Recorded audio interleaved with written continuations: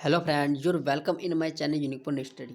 Today we are discuss of atom in. ठीक है दोस्तों, यानी भारत में परमाणु कार्यक्रम के आधार पर आज हम आप डिस्कस करने वाले हैं आपके साथ। ठीक है, जैसे कि पहला क्वेश्चन आप स्क्रीन पर देख रहे हैं दोस्तों, भारत में परमाणु ऊर्जा आयोग की स्थापना 10 अगस्त 1948 में हुई, जिसके प्रथम अध्यक्ष कौन थे?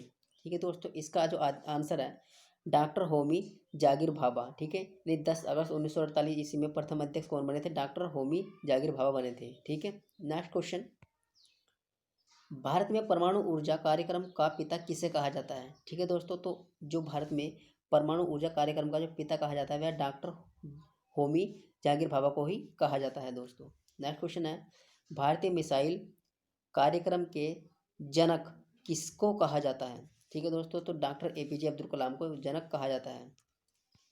परमाणु ऊर्जा विभाग की स्थापना कब हुई? परमाणु ऊर्जा विभाग की स्थापना जो है आपकी 1954 में हुई थी।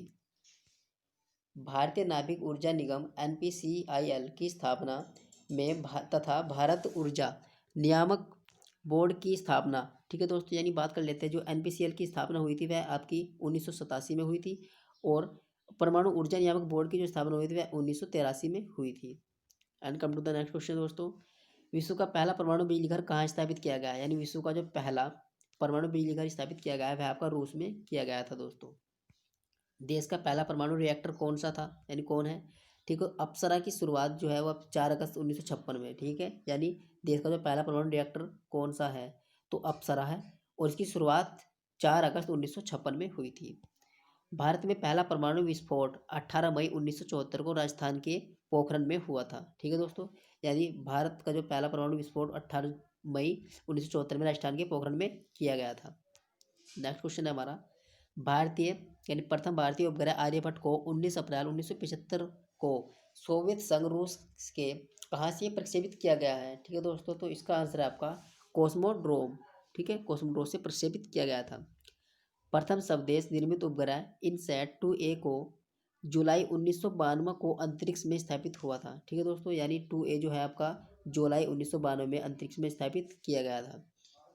भाभा परमाणु अनुसंधान केंद्र BARC यानी बार्क की स्थापना कहाँ हुआ और उसका पूर्व जो नाम है ऊर्जा संस्थान था?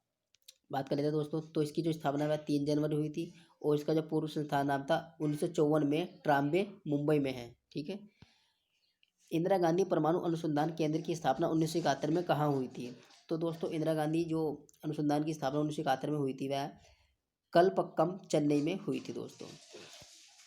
साधारण जल के विद्युत अपघटन से भारी जल D2O यानी ड्यूटेरियम ऑक्साइड की खोज किसने की थी?